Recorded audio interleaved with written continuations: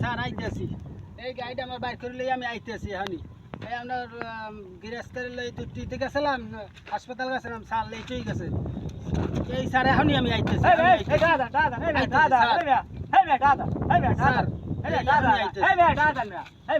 sir এই আবার